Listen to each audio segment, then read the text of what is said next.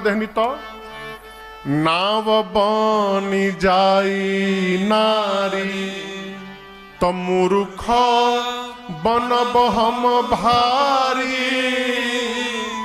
अरे नैये के कमैया हमार बाल बाचा खाला। एहो मालिका हमारा पूछू ना बुझाला। एहो मालिका। उन केवट भैया को भगवान जाते जाते विदा कीन्ह करुणा यतन भगति विमल बर दे, अपनी भक्ति देकर विदा कर दिए। क्यों? पात्रता थी वैसे। जीवन में प्रयास करिए कि निर्मलता का हम वर्ण करें, हमारे भीतर भी निर्मलता आए, हम निर्मल बने। क्यों? यही भगवान की भक्ति प्राप्त करने की पात्रता है, क्राइटेरिया है। निर्मल मन जन सो मोहि पावा। मन निर्मल बने। ये कैसे बनेगा महाराज? केवल भगवत कीर्तन से, दूसरा कोनो उपाय नहीं। जितना कीर्तन करिए। प्रातः स्मरणीय पूज्य देवादास जी महाराज कहते थे, नाम कीर्तन करो तुम सुधर जाओगे। नाम कीर्तन करो तुम सुधर जाओगे। नाम कीर्तन करो तुम सुधर जाओगे। नाम कीर्तन करो तुम सुधर जाओगे।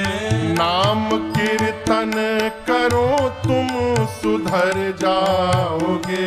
नाम कीर्तन करो तुम सुधर जाओगे।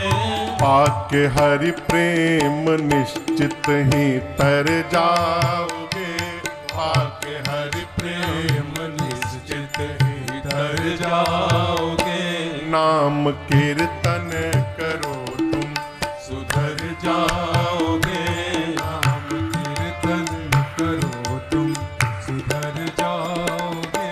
चाहे हो तुम पतित या पवित्रात्मा, कोई चाहे हो तुम पतित या पवित्रात्मा। चाहे हो तुम पतित या पवित्रात्मा। चाहे हो तुम पतित या पवित्रात्मा। गा के हरि नाम भक्ति का रस पाओगे। गा के हरि नाम भक्ति का रस पाओगे। नाम कीर्तन करो तुम सुधर जाओगे। नाम कीर्तन करो तुम सुधर जाओगे।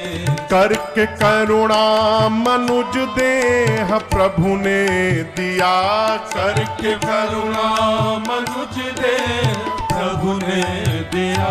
करके करुणा मनुज देह हरि ने दिया।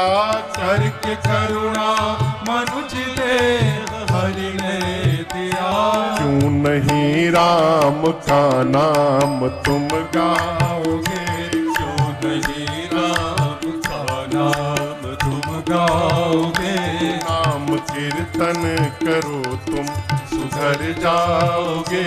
नाम कीर्तन करो तुम सुधर जाओगे। केवल और केवल भगवत नाम का आश्रय लीजिए। इसी के निरंतर जप से मन एक न एक दिन निर्मल अवश्य होगा। होली आने वाला है कुछ दिनों में, एक सप्ताह बाद होली का दिन है ना। होली खेलने के बाद कितनी बार साबुन लगाते हैं? बहुत बार। क्यों? रोज उतना लगाते हैं क्या? होली के दिन लगाते हैं। बार बार जैसे साबुन लगाने से शरीर का मैल निकल जाता है हो, उसी प्रकार बार बार भगवान का नाम जपने से ये मन का मैल भी एक दिन समाप्त हो जाता है। मन न लगे उसके बाद भी जपिए, मन न लगे फिर भी जपिए।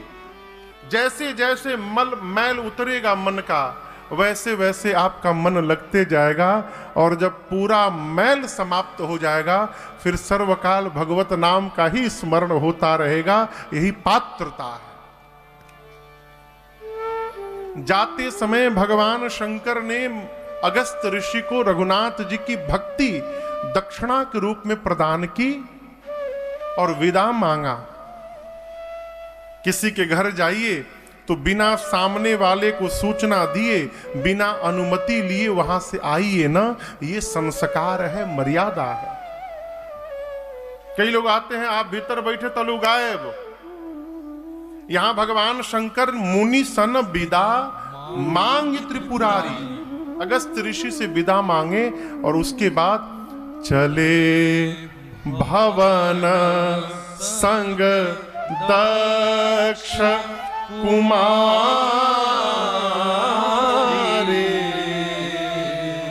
चले भवन संग दक्ष कुमारे। आते समय गोस्वामी जी सती बोले, भवानी बोले, जगत जननी बोले, लेकिन दर्शन करिए जाते समय न सती न भवानी न जगत जननी, दक्ष की बेटी कहे चतुर बाप की बेटी है। भाव बदल गया, भाव बदल गया।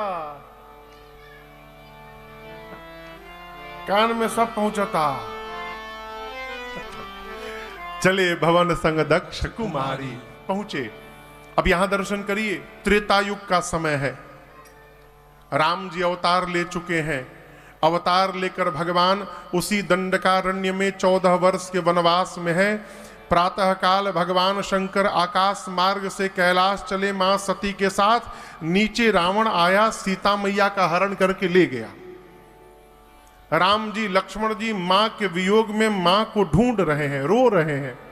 ऊपर शंकर भगवान जा रहे हैं। बाबा सोच रहे हैं, राम जी भी नीचे ही लीला कर रहे हैं। यदि प्रभु का दर्शन हो जाए ना तो कथा सुन के कान को तो धन्य कर लिया हूं, दिखाई पड़ जाते तो हमारा अखियों धन्य हो जाती। अभी सोच ही रहे थे शंकर भगवान, तब तक राम जी दिखे। इज शंभु समायाते ही राम ही देखा, शंभु समायाते ही राम ही देखा।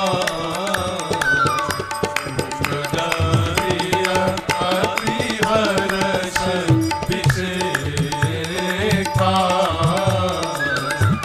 उपजा अति हर्ष विशेखा। बोले जय सच्चिदानंद जग पावन, जय सच्चिदानंद जग पावन। अस कहि चले मनोज दशावन, अस कहि चले मनोज दशावन, अस कहि चले मनोज दशावन। जैसे भगवान शंकर को राम जी दिखाई पड़े, बाबा गदगद हो गए। हाथ पा ऊपर उठाकर बोले, हे सच्चिदानंद भगवान आपकी जय हो, हे सच्चिदानंद भगवान आपकी जय हो। जय जयकार करके असती मैया के साथ आगे बढ़ गए। कही सच्चिदानंद जग पावन, अस कही चले चले। जय सच्चिदानंद, जय सच्चिदानंद। राम जी रो रहे हैं नीचे। शंकर भगवान सच्चिदानंद बोले, प्रणाम किए। शिव जी के प्रणाम ने ही सती मैया को मुंह में डाल दिया। मन में सोचने लगी, ये सच्चिदानंद है, भगवान है। भगवान भी कहीं पत्नी के लिए रोते हैं क्या? और ये यदि भगवान है तो इनको पता नहीं कि मेरी पत्नी कहां पर है। ये भगवान नहीं हो सकते। पूरा संसार शिव को प्रणाम करता है और शिव आज एक जीव को प्रणाम कर रहे हैं, और वो भी सच्चिदानंद कह के। ब्रह्म जो व्यापक बीरज अज अकल अनीह अभेद, सो की देहि धरि होई नर, जाहि न जानत वेद। ये भगवान है। मन में संशय ने जन्म लिया, भगवान शंकर ने समाधान करना चाहा। कहा देवी, जिनकी कथा अगस्त ऋषि अभी सुनाए हैं, सुनी रहती तब न पता चलता कौन सी कथा सुनाए हैं। जिनकी भक्ति मैंने अगस्त ऋषि को दक्षिणा में दी, सोई मम इष्ट देव रघुबीरा। ये मेरे वही प्रभु इष्ट रघुनाथ जी हैं, जिनकी मुनि लोग सदैव सेवा करते हैं। प्रणाम करिए। मां नहीं की। अनेक प्रकार भगवान शंकर समझाना चाहें, मां समझने को तैयार नहीं है। जब बहुत समझाने के बाद सामने वाला ना समझे ना, तो फिर उसको समझाना बंद करिए, अपने को समझाइए। क्या समझाएं? कि अब इनको समझाना नहीं है। क्यों? ये बिना भुगते समझने वाले नहीं है। समझने वाला एक बार दो बार कहने के बाद समझ जाता है। जिसको भुगतना ही है, उससे कितना भी कहिए, वो बिना भुगते समझने वाला नहीं है। शंकर जी बोले, देवी जो तुम्हारे मन अति संदेह हो, तो कीन जाए परीक्षा ले। यदि आपके मन में इतना ही संशय है तो जाइए परीक्षा ले लीजिए उनकी। विवेक पूर्वक परीक्षण करिएगा। सती मैया बोली, हाँ ये ठीक कहा आपने। सती मैया गई और एक बरगद के वृक्ष के नीचे बैठकर भगवान शंकर विचार करने लगे। मैं समझा रहा हूं और सती के समझ में बात नहीं आ रही है। इसका अर्थ है कि अब सती का भला होने वाला नहीं है। जीवन में जब श्रेष्ठ की बात समझ में आनी बंद हो जाए तो स्वीकार कर लीजिए कि अब हमारा भला होने वाला नहीं है। शंकर भगवान लगे भगवान राम के नाम का जप करने। सती मैया सोची कैसे परीक्षा लूं। बहुत विचार किया माने। पुनि पुनि हृदय विचार करे, धरे सीता कर रू। मां ने बहुत विचार करके सीता मैया का वेश बना लिया। सोचने लगी अगर ये भगवान होंगे तो जान जाएंगे कि ये सीता नहीं सती है। और भगवान तो है नहीं, मनुष्य है। जैसे मैं जाऊंगी सीता सीता कह के दौड़ के मेरे पास चले आएंगे। सीता मैया का वेश बना के, और जिस रास्ते से राम लक्ष्मण जी आ रहे थे आगे आगे होके चलने लगी। राम जी से पहले लक्ष्मण जी देख लिए और देखते मन में बोली नकली भाभी है, हमार भाभी नहीं है। क्यों? हमारी भाभी जीवन में कभी भी भैया के आगे आगे नहीं चलती हैं। हमारी भाभी भैया के पीछे पीछे चलती हैं। ये आगे चल रही है, नकली है। ध्यान से देखे तो पता चल गया ये तो सती है। लक्ष्मण देख उमा कृतवेशा, लगता है प्रभु की कोई लीला चल रही है। अब आप सोचिए, ब्रह्म के साथ रहने वाला जब पहचान गया तो ब्रह्म से क्या छिपने वाला है वो। राम जी के सामने जैसे सती मैया आई सीता जी के वेश में, राम जी ने दोनों हाथ को जोड़कर और कहा, मैं दशरथ नंदन राम आपको प्रणाम करता हूं। लक्ष्मण जी बोले, भैया नकली हैं, नकली। राम जी बोले, जानता हूं, प्रणाम क्यों कर रहे हैं? राम जी बोले, आज ये मेरी परीक्षा लेने आई हैं। तो परीक्षा लेने वाला गुरु जी हो गया ना, अब परीक्षा देने वाला परीक्षार्थी हो गया। तो परीक्षार्थी का धर्म है कि जैसे गुरु जी दिखाई पड़े दोनों हाथों को जोड़कर गुरु जी को प्रणाम कर ले, इसलिए मैंने प्रणाम किया इनको। सती मैया और पास गई तो बाबा ने शंकर राम जी ने पूछा, मां बाबा कहां है? आप अकेले अकेले घूम रही हैं, आपको पता नहीं वन कितना भयानक है। सीता को मैंने अकेले छोड़ा, कोई हरण करके लेके चला गया है, आप भी अकेले अकेले घूम रही हैं। सती मैया जैसे रघुनाथ जी के श्रीमुख से निकले इन वाक्यों को सुनी, मां के पांव के नीचे से धरती खिसक गई। अपनी अज्ञानता का बोध हुआ, निज अज्ञान राम पर आना।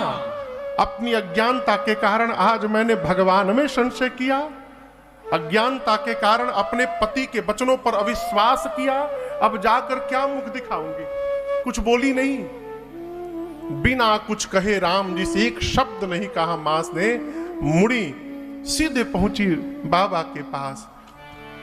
शंकर भगवान ने आने के साथ ही हंस के पूछा, भवानी लीन परीक्षा कवन विधि कहु सत्य सब बात। शंकर जी ने मां को सावधान किया, देवी असत्य मत बोलिएगा, सत्य बोलिए। मुझे उस विधि को बताइए जिस विधि से आपने भगवान का परीक्षण किया।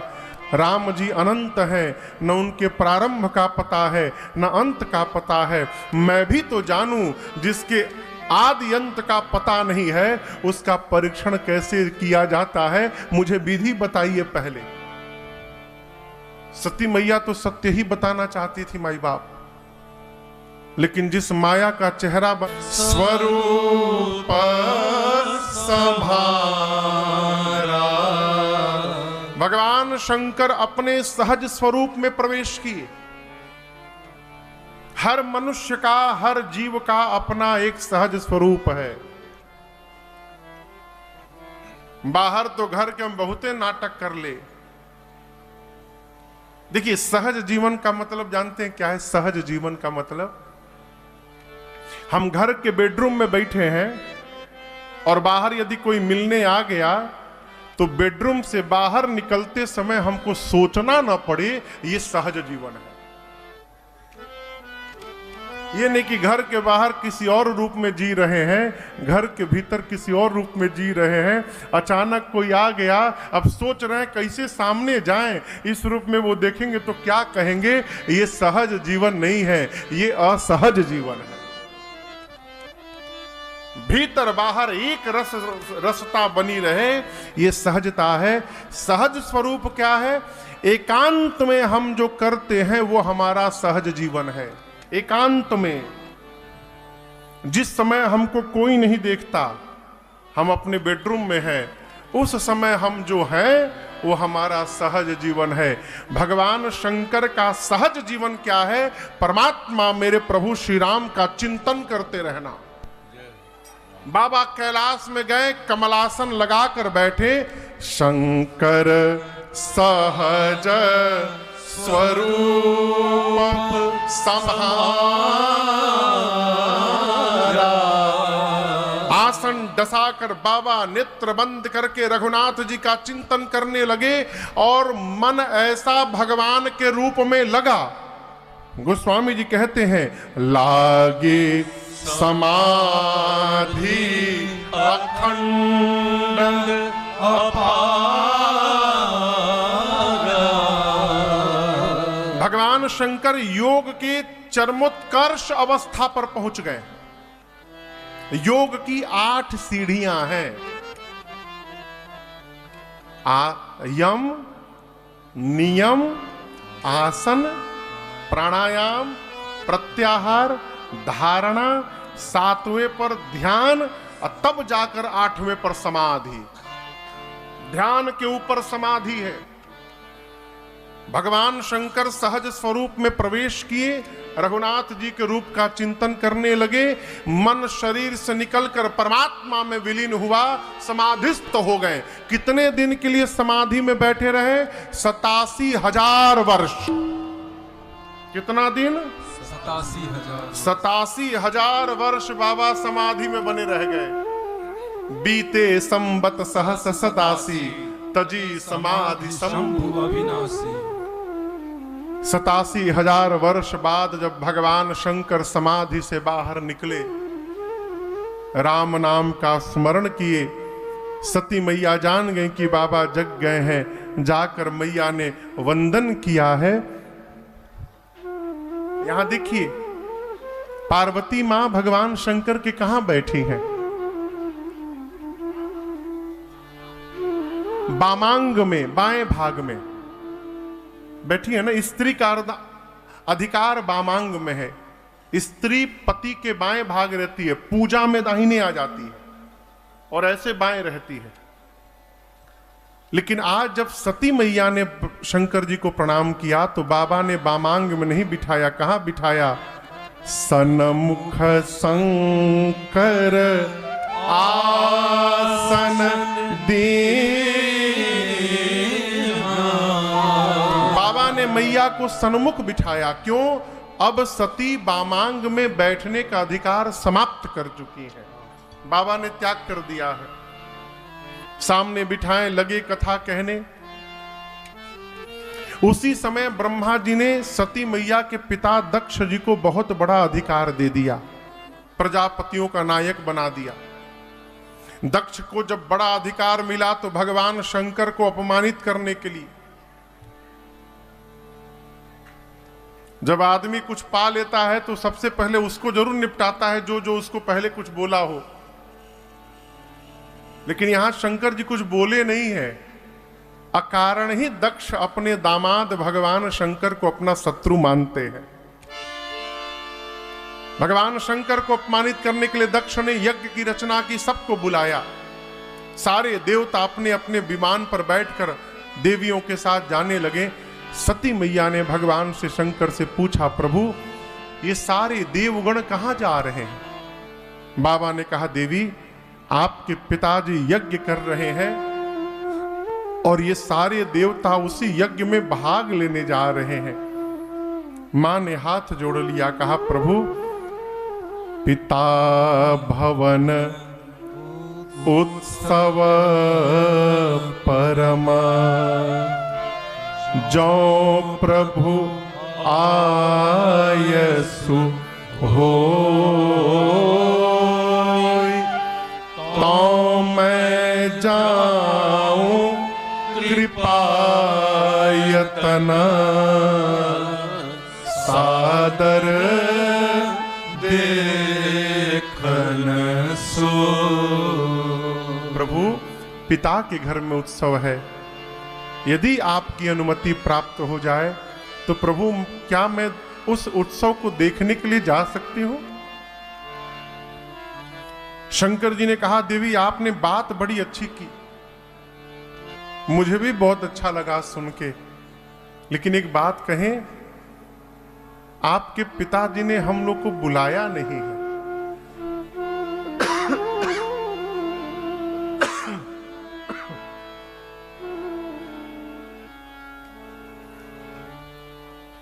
ये जितने देवता जा रहे हैं सभी देवताओं को निमंत्रण मिला है,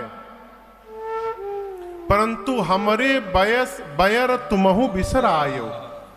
मेरे से पिताजी आपके वैर रखते हैं तो मेरे से वैर के कारण आपको भी भूल गए, नहीं बुलाए। यद्यपि भवानी एक बात कहूं, जीवन में 4 स्थान से कभी बुलावा नहीं ढूंढना चाहिए। 4 स्थान पर बिना बुलाए जाना चाहिए। कहां? पिता के घर। पिता के घर कोई उत्सव हो तो संतान को वहां से निमंत्रण नहीं ढूंढना चाहिए, बिना बुलाए जाना चाहिए। पिता के घर, मित्र के घर, यदि वास्तव में आप मित्र मानते हैं तो वहां से निमंत्रण न ढूंढिए। गुरु के घर, सदगुरु के यहां से निमंत्रण नहीं ढूंढते और अपने स्वामी के घर इन 4 स्थान पर बिना बुलाए जाना चाहिए। लेकिन उसके बाद भी देवी यदि जानबूझकर अपमानित करने के लिए नहीं बुलाया गया है तो वहां जाने पर कल्याण होने वाला नहीं है, मत जाइए। फिर भगवान शंकर ने मना किया मां सती को, मैया नहीं मानी। अंत में बाबा ने दिए मुख्य गण संग तब विदा कीन्ह त्रिपुरा।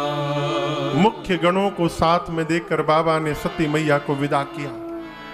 और आपसे निवेदन करूं, सती मैया घर आई पिता के, किसी ने सती मैया की ओर देखा नहीं।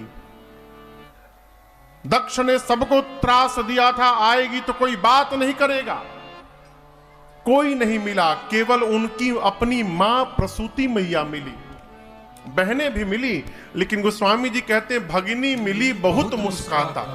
बहनें मिली तो लेकिन बहुत मुस्कुराकर।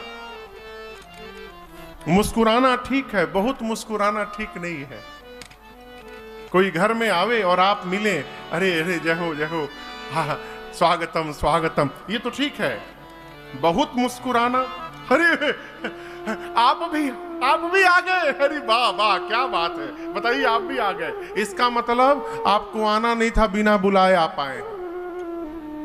बहुत मुस्कुराना यानी व्यंग हो जाना। भगिनी मिली बहुत मुस्कुराता। सती मैया अपनी मां से अनुमति लेकर यज्ञ मंडप की परिक्रमा लगाने गई और जैसे यज्ञ मंडप को मां ने देखा, मां का शरीर क्रोध में जलने लगा। मां ने देखा यज्ञ मंडप में सभी देवताओं का स्थान बना है, मेरे पति के लिए कोई स्थान नहीं। जिस यज्ञ में रुद्र का आवाहन न हो, यो यज्ञ हो ही नहीं सकता। मां बोली, हे मुनिगण, हे देवगण, ध्यान से सुनिए, इस यज्ञशाले में बैठकर जिसने मेरे पति की निंदा की है अथवा जिसने अपने कानों से निंदा को श्रवण किया है, आप सबको दंड मिलेगा। मर्यादा कहती है जिस सभा में संत की, शंभु की और श्री हरि की निंदा हो रही हो, यदि अपने भुजाओं में शक्ति है तो निंदा करने वाले की जिह्वा काट दो। यदि शक्ति नहीं है तो कान बंद करके सभा से चले जाओ।